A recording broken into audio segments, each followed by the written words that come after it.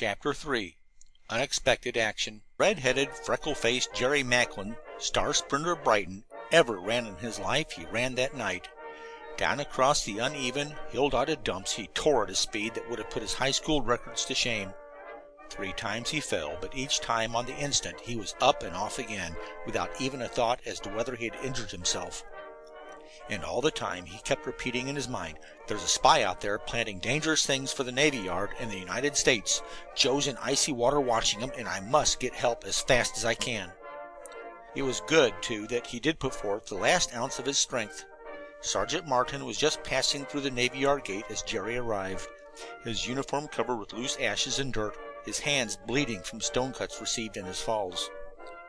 To Sergeant Martin, between gasps, Jerry managed to blurt out enough to make the other understand. Within 2 more minutes Sergeant Martin had imparted the vital information to the captain of the company of Marines charged with guarding the Navy Yard for that particular night. The captain sent 2 aides scurrying, one to his major, the other to the office of the Navy Yard commandant. 20 Marines, fully armed, were hurried aboard a launch that constantly was kept under steam for just such an emergency, and with Jerry directing, the boat swung out to Joe's aid. Rapidly as Jerry had traveled the distance between the spot where Slim waited and the Navy Yard itself, it seemed like ages to Joe, out there in the icy water, a quarter-mile from shore. At first, the tense excitement of the manhunt had made him unmindful of the low temperature, and he swam with strong, even, silent strokes that sent his lithe body gliding through the current noiselessly. But when he came to within 40 feet of the rowboat, its lone occupant had turned suddenly, as though scenting danger, and Joe, after waiting for a few seconds to see what might happen, considered the absolute silence an omen of danger and dived under the water, staying there as long as he could and coming to the surface at an entirely different point from the boat. After that the cold got to the very heart of him. His muscles grew numb, he felt his strength waning, and he had to bring the whole force of his will to bear to keep from turning back to shore. But just as Jerry had maintained his courage and strength by keeping constantly in mind Joe's plight, so Joe stuck to his terrible task, suffering the most severe punishment by an unwavering confidence in Jerry's ability to get assistance in the shortest time possible. He could see and hear the man in the boat was working hastily, even laboriously, and every few seconds there was a smothered splash of something heavy being dropped carefully overboard.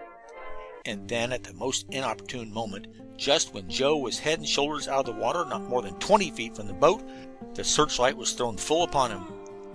He dived, but not before the other man saw him. Joe, swimming 10 feet underwater and as hard as he could with the current downstream, knew that he had been discovered, for he heard the quick rap-tap of the oars, the sound dying away as the little craft sped toward shore.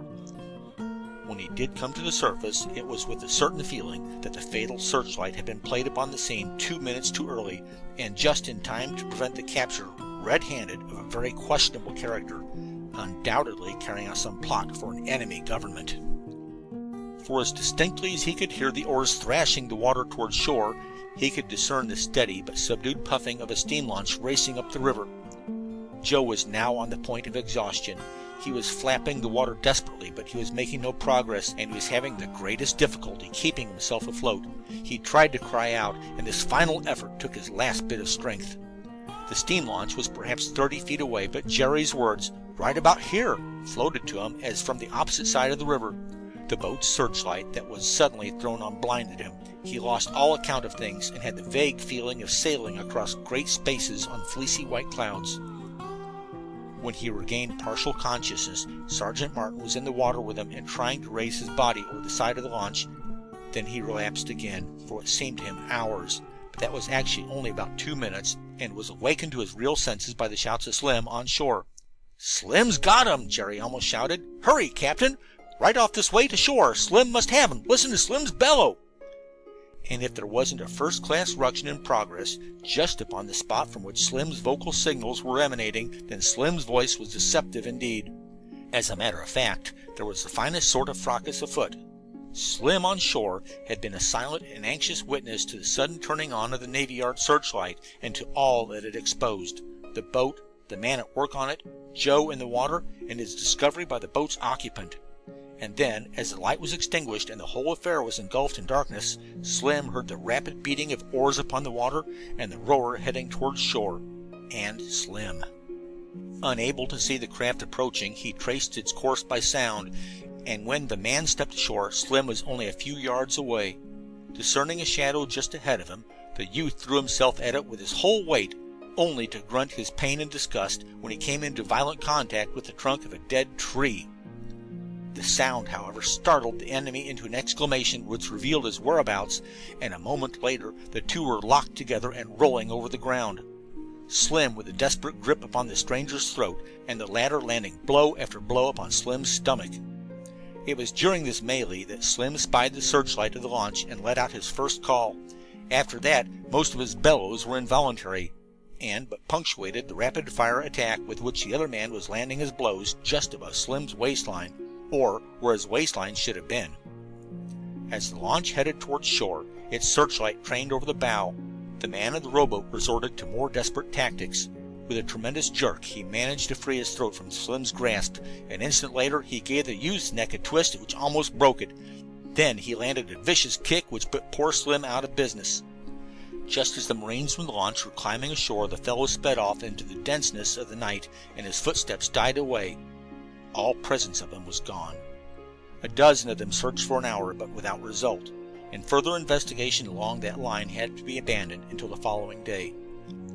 Meanwhile, however, all three lads were hurried back to the Navy Yard for fresh clothing and other repairs, having received which, together with hot coffee from the cook at the barracks mess, they were permitted their own earnest solicitation to return to the scene with 4 Marines who would be stationed along that section of the shore for the balance of the night. What they saw upon their arrival astonished them.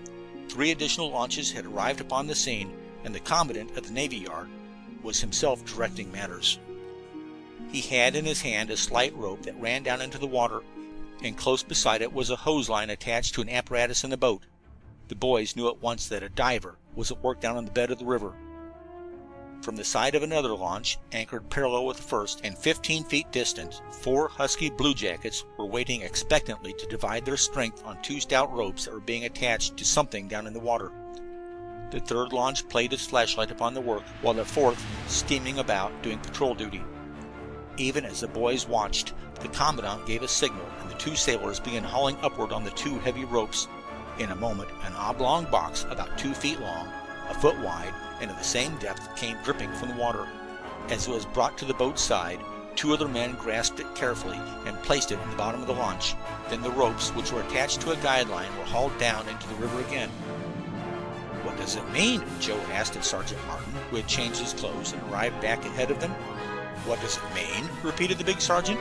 "It means that you 3 young men are due for several credits and early recognition, or I'm much mistaken. The man you discovered has not yet been caught, but he cannot escape for long, and when he's captured, it'll be a long time before he's free again. You lads have frustrated a dangerous plot by an enemy government. The river bottom seems to be paved with those cases. They've taken a dozen out already. One of them was opened, and just as expected, it proved to be a watertight container for smokeless powder. The government had those boxes hidden there, undoubtedly with scheming to have plenty of ammunition ready for use if it ever managed to land its men on American soil. But you boys appeared here just in time to blow up the whole plot. You have been in your first real action in the service of your country, and you've come off with flying colors." End of chapter 3.